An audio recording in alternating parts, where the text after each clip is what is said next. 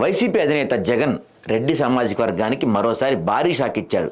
ఇది high voltage రేంజ్లో ఉండటమే గమనార్హం. ప్రస్తుతం శాసన మండలిలో విపక్ష నాయకుడిగా ఉన్న ఎమ్మెల్సీ లేళ్ల అప్పిరెడ్డిని పక్కకి తప్పించి ఆ స్థానంలో తూర్పు కాపు సామాజిక వర్గానికి చెందిన బొత్సను నియమించారు. బొత్స సీనియర్ నాయకుడే అయినప్పటికీ ఇప్పటికీ తమకు ప్రాధాన్యం ఇవ్వటం లేదని, తమను పెద్దగా పట్టించుకోవడం లేదని భావిస్తున్న రెడ్డి సామాజిక వర్గానికి చెందిన లేళ్ల అప్పిరెడ్డిని తప్పించడం ఆ వర్గంలో తీవ్రమైన చర్చకు దారితీసే పరిస్థితి కనపడుతుంది. వాస్తవానికి జగన్మోహన్ రెడ్డిని రెడ్డి సామాజిక వర్గం ఓన్ చేసుకుంది. ఆయన వెంట గత 10 ఏళ్ల పాటు నడిచింది. అయితే వైసీపీ ప్రభుత్వం ఏర్పడిన తర్వాత జగన్ తన స్టాండ్ మార్చుకొని ఎస్సీలు, ఎస్టీలు, మైనారిటీలు, బీసీలకు అధిక ప్రాధాన్యత ఇస్తూ వచ్చారు. దీంతో రెడ్డి సామాజిక వర్గ నాయకులు తీవ్ర ఆవేదన వ్యక్తం చేసిన పరిస్థితి మనకు కనపడుతుంది. తమకు ఏమాత్రం ప్రాధాన్యత ఇవ్వడం లేదని, తమను అసలు పట్టించుకోవడం లేదని వారు అనేక సందర్భాల్లో చెప్పారు.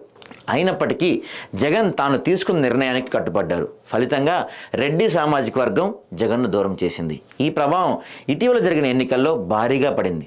రెడ్డి సామాజిక వర్గం అండలేకపోవడంతో జగన్ దారుణంగా ఓడిపోయారు. 151 స్థానాల నుంచి ఏకంగా 11 స్థానాలకు వైసీపీ దిగజారిపోయింది.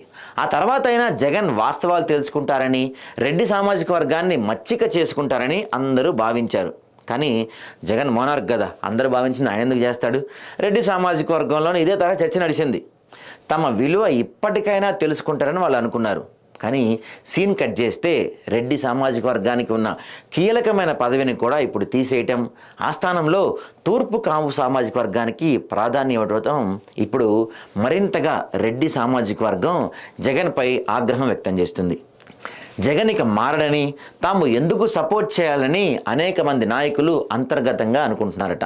దీన్ని బట్టి భవిష్యత్తులో జగన్మోహన్ రెడ్డికి రెడ్డి సామాజిక వర్గం మరింత దూరం అయ్యే అవకాశం కనిపిస్తుంది. చివరకు మరి ఏం జరుగుతుందో, ఇది ఎటుపోయి ఆగుతుందో, రెడ్లని జగన్ ఏ విధంగా మచ్చక చేసుకుంటాడో చూడాలి.